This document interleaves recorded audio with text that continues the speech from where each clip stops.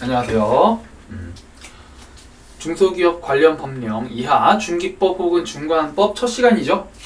그래서 뭐부터 볼 거냐? 중소기업 관련 법령을 크게 저는 8가지로 나눴습니다. 다른 교재에서는 이제 뭐 11가지로 나누기도 하고 뭐 다른 식으로 나누기도 하는데 8가지로 나눈 이유는 정리하기 매우 편해서죠.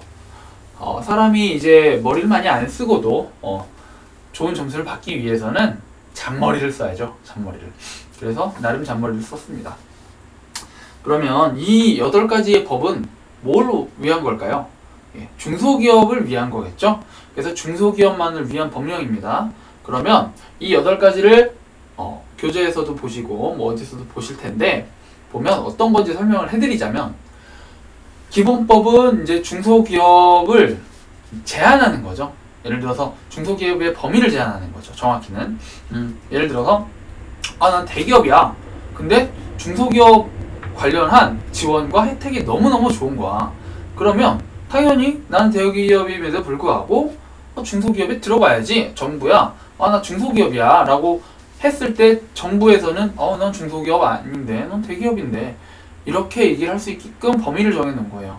그래서 그런 부분을 크게 2가지로 이제 정리를 해 놓은 거고, 그런 부분에 대한 얘기고, 그 다음에 창업지원법은 중소기업 창업해야지. 근데 조금 힘드네. 중소기업 창업하기 힘들어. 정부 지원 좀 해줘.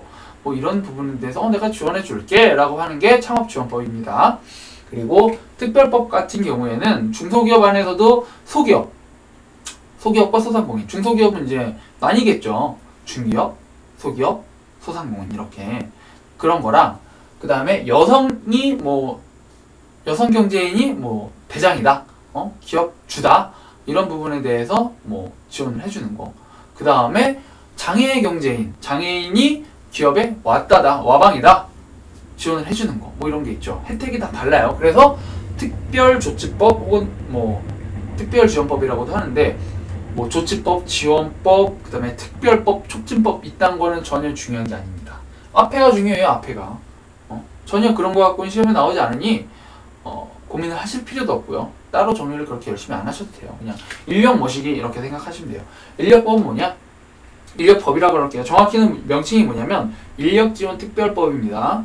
제가 이제 교재를 이제 프린트할 수 있게끔 올릴 텐데 거기에는 그렇게 이제 나와 있고요. 인력법은 뭐냐? 중소기업에 인력이 많이 유입되도록 하는 법과, 그 다음에 중소기업에 현재 있는 인원들을 조금 더 이제 좀 업그레이드하는 그런 거에 관련한 법이고요. 그 다음에 기술은 중소기업의 기술을 업그레이드하는 거예요. 말 그대로 그런 부분이고, 전화는 내가 신발 만드는 회사를 하는데 나 저기 와이셔츠 만드는 회사 할래 요거 그러면 전환을 해야 되는데 그런 부분에서 혜택을 주는 법. 그 다음에 지능법은 말 그대로 중소기업 자체를 지능시키는 법이고요. 벤처는 요즘 옛날에 벤처기업 많이 했었죠. 그런 부분에서 지원을 해주는 법입니다. 참고로 말씀드리자면 이 정리한 자료는 2012년도 5월달 기준이고요. 그 이후로 이제 법령이 개정되었다거나 하는 부분에 대해서는 제가 손을 안 댔습니다. 그러다 보니 문제가 분명히 있겠죠.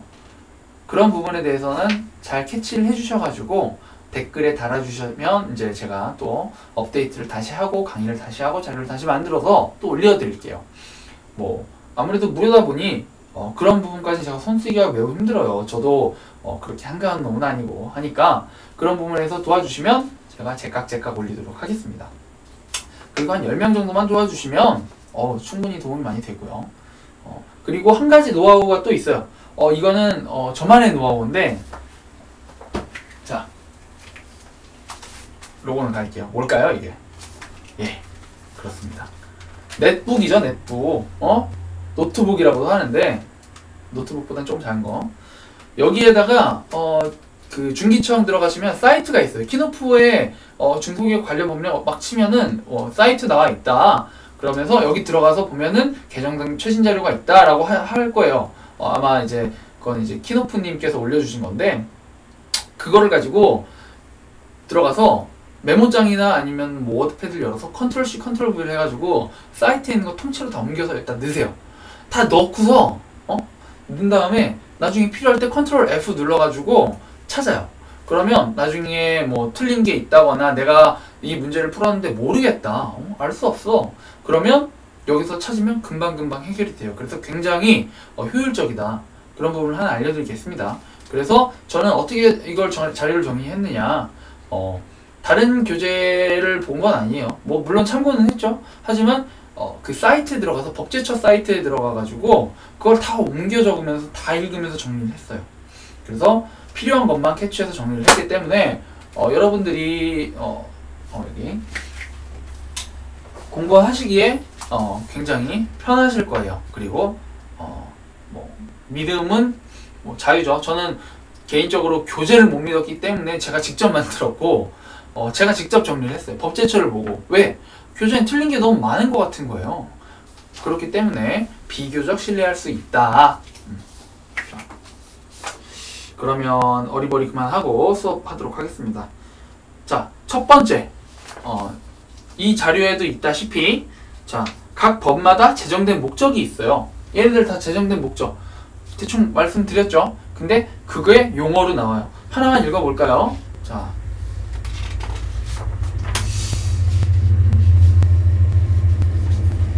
왜 안 나오지? 뭐 어쨌거나 약간 프린트가 이상하게 됐어요.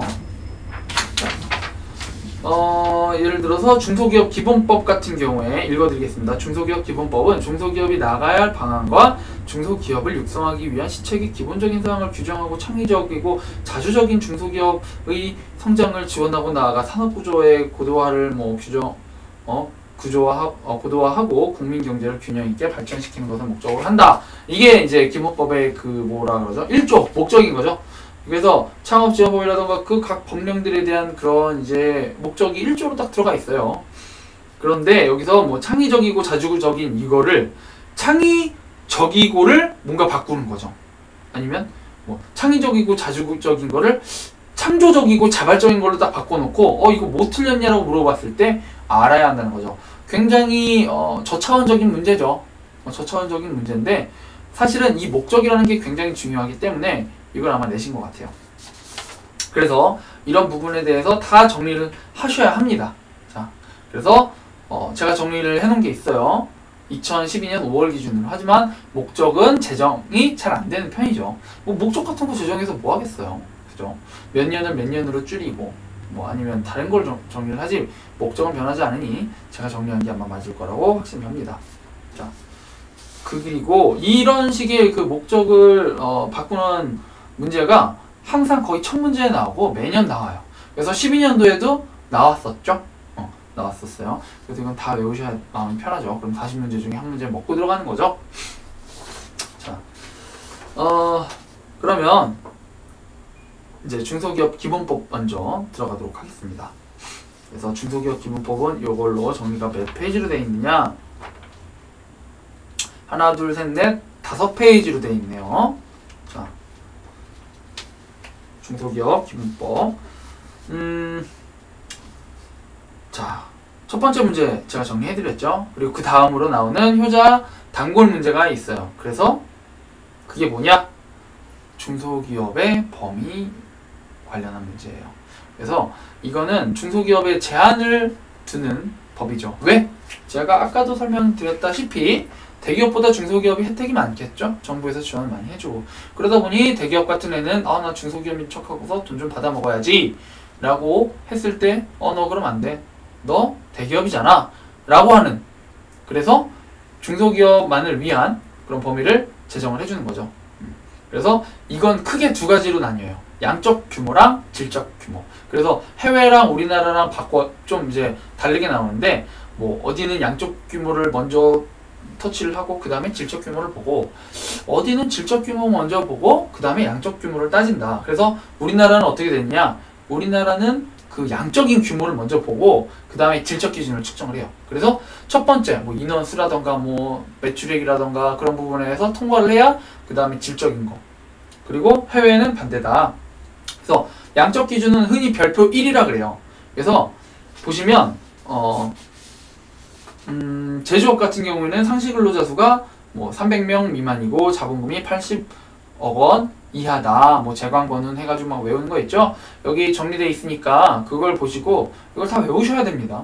재관권은 필수적으로 외우시고 그 하위 항목들도 분명히 이건 시험에 나올 수밖에 없고요. 나오니까 외우셔야 돼요. 무조건 한 문제 나와요, 여기서. 그렇다고 재관권을 내기에는 제조업, 광업, 건설, 음수업을 내기에는 너무 비루하다는 거죠. 계속 나왔으니까. 그리고 그 오른쪽에 전 따로 정리를 하는 게 뭐냐면 소기업과 소상공인에 대한 그런 범위예요. 그래서 기본적인 별표 1에는 그게 제공이 안 되어 있는데 갖다 붙여놨죠. 그래서 그걸 보고 같이 외우시면 됩니다. 그래서 이것까지 하시면 거의 여기서 2문제 정도 나오니 벌써 3문제가 맞은 거예요. 자, 넘어가죠. 자, 최근 개정된 부분 때문에 규모에서 왜 이렇게 증가를 했어요? 규모는 아까도 말씀드렸다시피 인원수, 자본금, 매출액 요런 이제 세 가지로 이제 정리가 되는 거고요. 보시면 개정된 게 뭐냐? 상근수, 상시근로자 수죠. 그래서 1개월 60 미만으로 근무한 사람은 상근에서 제외를 한대요. 상시근로자가 아니래. 단시간 근로자가 1개월 60시간 이상 근무할 때 이거는 0.5명으로 치는 거예요. 상근수를. 외우기 짜증나죠? 그래도 뭐 개정된 거니까 아마 나올 확률이 있겠죠. 그래서 12년도 같은 경우에 제 기억으로는 안 나왔어요, 이 부분이. 하지만 13년도에 나오겠죠? 자본금. 직접 사업연도 말일 현재 재무상태표상 자본금 플러스 자본잉여금. 그걸 이제 자본금이라고 해요. 그래서 원래는 3월인가가 그 기준이었어요. 3월, 내년 3월 요 사이가 자본금 기준이었는데 이제 IFRS로 바뀌면서 그게 바뀐 거죠. 그래서 이제 말일 12월 달 12월 31일 뭐 1월 1일 요 기준으로 바뀌었다 이거죠. 크게 중요한 건 아닙니다. 매출액은 손익계산서상 매출액 또는 영업이익을 말하는 거고요. 그 친족의 범위도 바뀌었어요. 그래서 배우자라던가 6촌 이내의 혈족, 4촌 이내의 인척을 이제 얘네들은 친족이다. 그래서 나중에 뭐 지분 소유의 개념에서 얘네들의 지분을 내 지분이랑 합칠 것인지 말 것인지에 관련해서 이제 뭐라고 하는 게 있는데 그런 부분에서 이제 바뀐 거죠. 굉장히 머리 아파요. 지금 다시 보니까.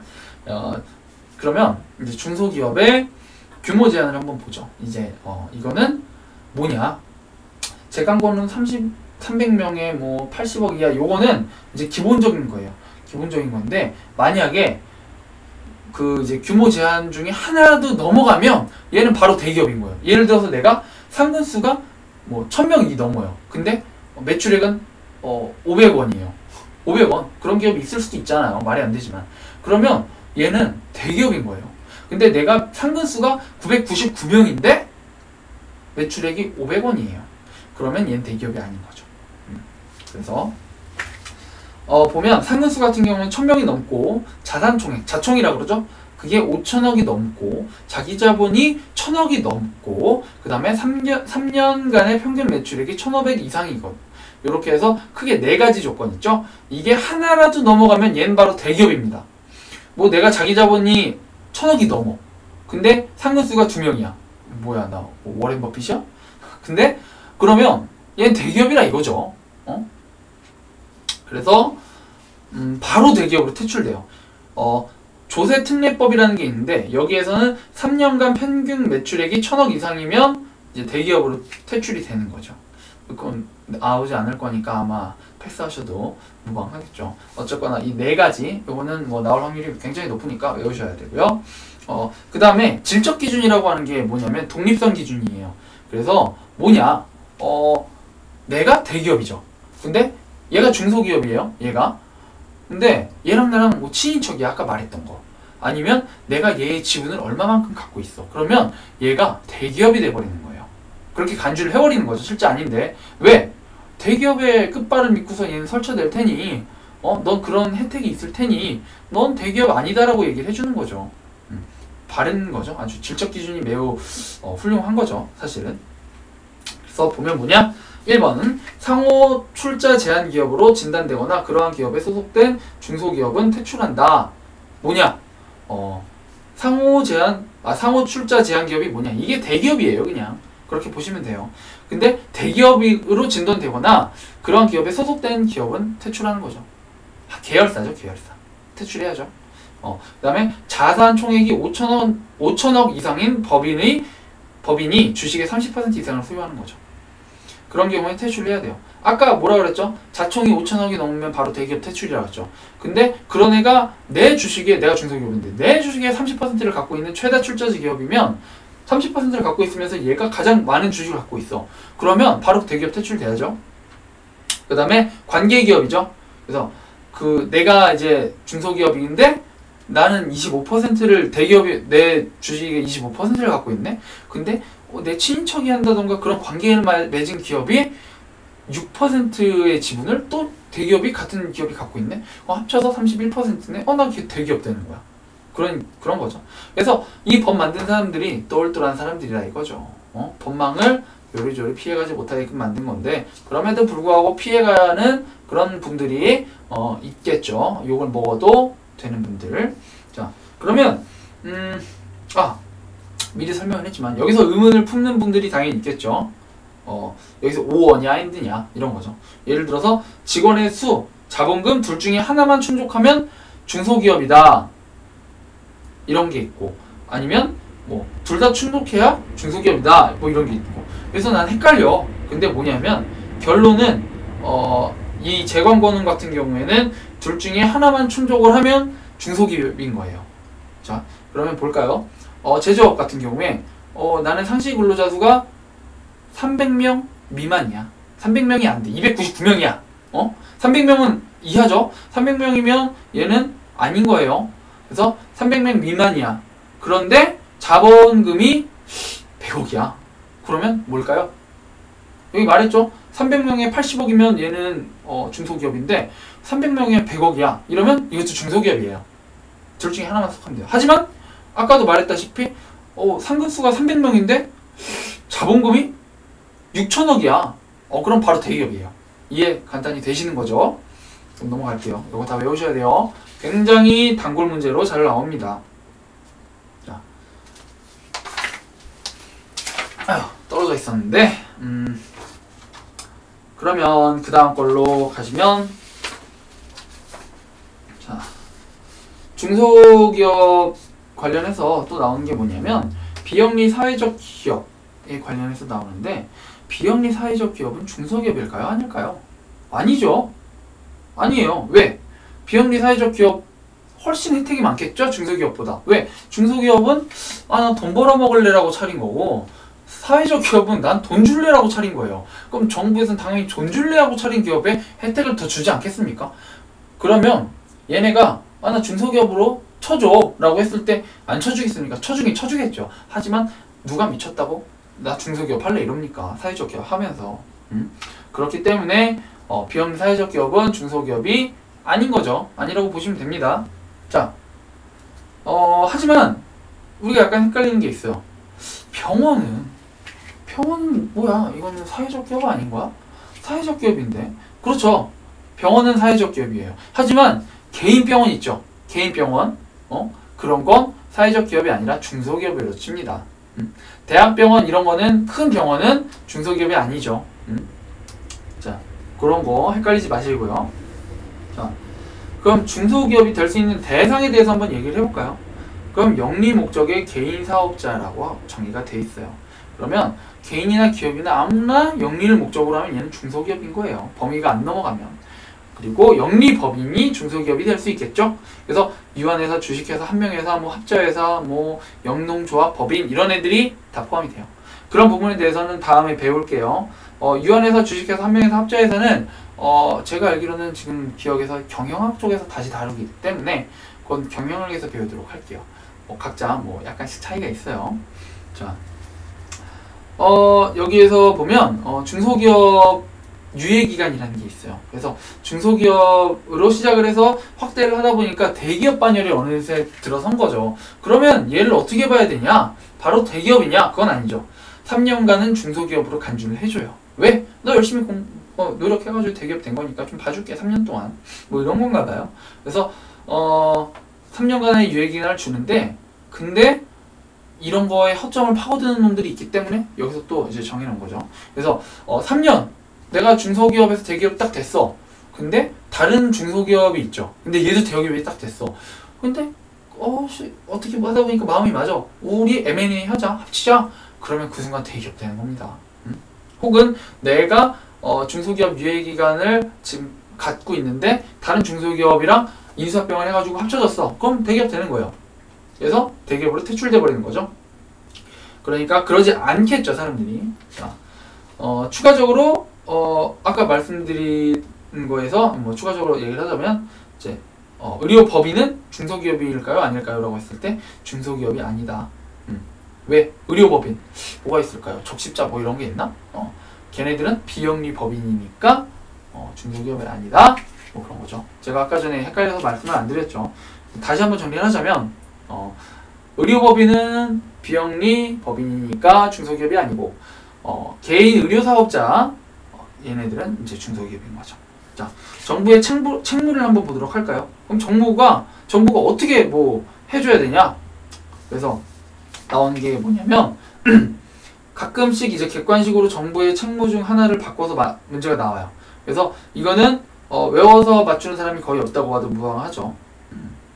그래서 예를 들어서 뭐냐? 뭐 정부의 책무는 여러 가지가 있어요. 경영 합리화, 기술 향상, 판로 확보, 창업 촉진, 인력 어쩌 블라블라블라 한 10몇 개가 넘어요. 이거 어떻게 외울 건데요? 한두 개도 아니고. 패스 과감하게. 이딴 거 안 합니다. 왜?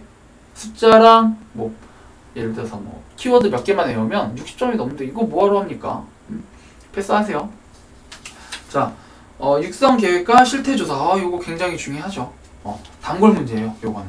요거는 기본법이라던가 뭐 다른 법도 다 육성 계획과 실태 조사 뭐 이런 게 있기 때문에, 그리고 다 매년 그 연이 달라요. 뭐 얘는 1년에 한 번, 2년에 한 번, 3년에 한 번 이런 게 다르기 때문에 헷갈리게 나올 수 있으니 이건 다 외워야 돼요. 자, 육성 계획은 뭐겠어요? 어떻게 키울까? 중소기업을 어떻게 키울까? 이런 계획을 짜는 거겠죠? 각 뭐 기본법의 육성계획, 창업지원법 육성계획, 뭐 인력지원법 육성계획 어떻게 할까? 아니면 뭐 어떤 실태를 조사할까? 뭐 이런 부분이에요. 그래서 2년에 한 번, 3년에 한 번씩 하는 건데 각각 정리를 해가지고 표가 있어요. 그건 나중에 제가 해서 드릴게요. 그런 부분이 있으니까 꼭 외우셔야 되고요. 네, 지금 전화가 왔는데 패스하겠습니다. 육성 계획은 대체로 다 매년 해요. 그 기본법에서는 매년 합니다. 육성 계획을 매년 하고요. 3월에 국회에 제출을 하고 보고서는 청장이 개회 전까지 국회로 보내요. 요거는 뭐 그냥 들으면 그렇구나 라고만 아시면 되고요. 외우실 게 뭐냐면 여기선 3월까지 국회로 누가 내? 청장이 낸다. 언제? 개회 전까지. 미치겠죠? 이거 언제 다 외워? 근데 대체로 나오는 게 중소기업 청장, 중기청장이 내는 거를 뭐 예를 들어서 뭐 국방장관이 낸다. 이런 식으로 바꾸던가 아니면 매년 하는 거를 뭐 2년에 한 번, 3년에 한 번 한다. 뭐 이런 식으로 바꾸거든요. 그런 부분에 대해서 외우시면 되고요. 실태조사는 중소기업 기본법은 매년 합니다. 그래서 이는 다른 법령들의 실태조사와 통합을 하는데 왜 통합하겠습니까? 실태조사할 때. 얘는 1년에 한 번, 2년에 한 번, 3년에 한 번. 근데 기본법은 1년에 한 번, 인력은 2년에 한 번, 얘는 3년에 한 번 해요. 짜증나잖아요. 하는 김에 한 번에 다 하는 게 낫지. 그래서 통합을 해요. 자, 근데 뭐 왜 통합하냐 이런 이유는 뭐 안 물어보겠죠. 미치지 않고서야 그딴 걸 어떻게 물어봅니까? 그래서 실제 인력지원법이나 여성장애인, 소기업, 소상공인, 그 다음에 이제 뭐 기술혁신법, 뭐 전환법 이런 거 있죠? 이거랑 같이 실태조사를 해요. 한 방에 1년에 한 번씩 이렇게 몰아서 해요. 하지만 항상 그런 건 아니다. 할 수 있는 거예요. 안 할 수도 있는 거고, 그죠? 필요에 따라서. 그러니까 이런 부분에 2년에 한 번, 3년에 한 번은 다 외우셔야 돼요. 근데 만약에 문제 이렇게 나올 수 있어. 얘는 실태조사가 2년에 한 번이다. 인력은. 근데 1년에 한 번 할 수도 있다 라고 나왔을 때 아니다 라고 하면 틀리는 거겠죠. 정확히 외우셔야 됩니다. 숫자 부분에서 실수하시면 안 되고 완벽하게 외우셔야 돼요. 자, 그러면 겸업자에 대한 중소기업 판정이라는 게 있는데 이건 뭘까요? 나 중소기업 A 회사 해. 나 신발 만들어. 근데 여기서 옷도 만들어. 나 둘 다 중소기업 2개 해. 멋있지?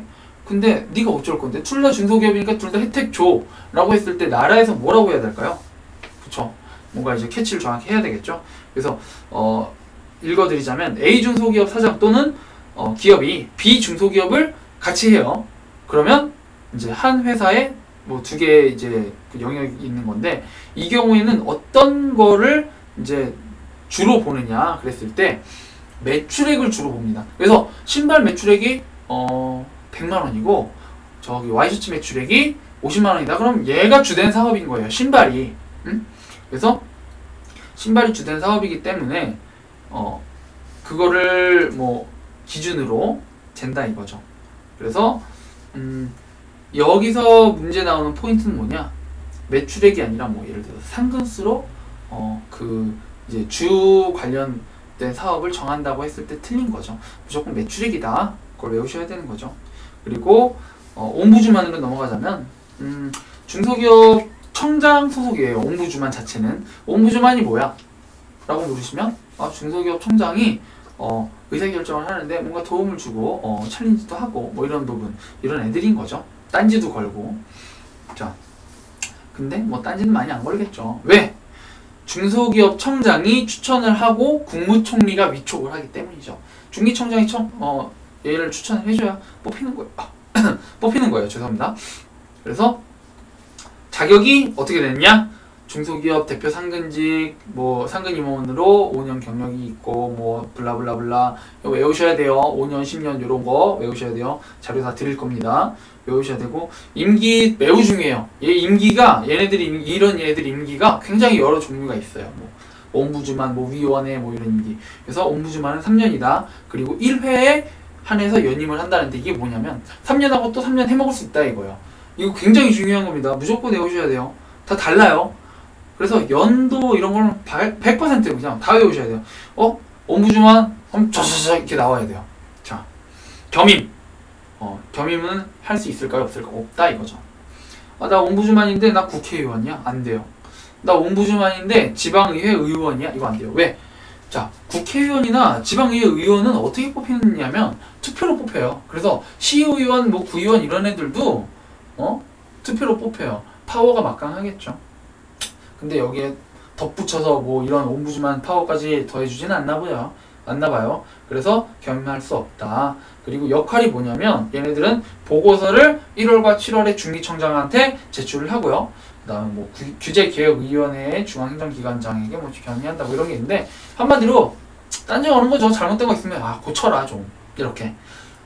여기서 문제가 또 나오는 게 뭐냐, 1월과 7월 요거를 숫자를 바꿔서 3월과 6월 뭐 이런 식으로 바꿔서 나오는데 이런 거 한두 개 아니니까 이런 것도 패스. 숫자임에도 불구하고 살짝 패스. 하지만 어느 정도 외우시면 도움은 되죠.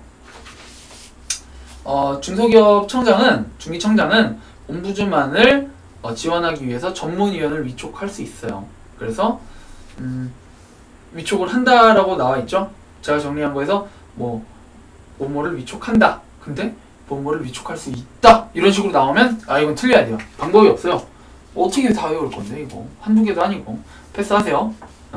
자, 그럼 여기까지 중소기업 기본법이 끝났어요. 정말 별거 없죠? 예. 법령으로 보면 진짜 엄청 많아요.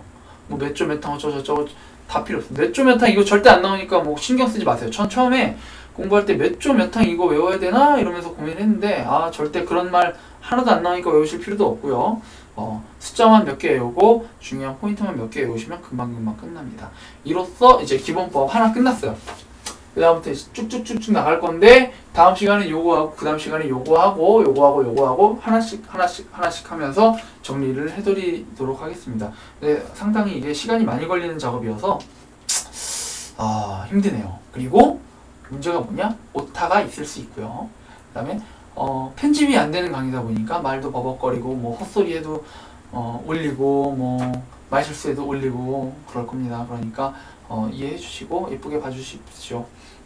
그러면 기본법은 여기까지 하고요. 다음 시간에는 창업지원법에 관련해서 수업을 하도록 하겠습니다. 감사합니다.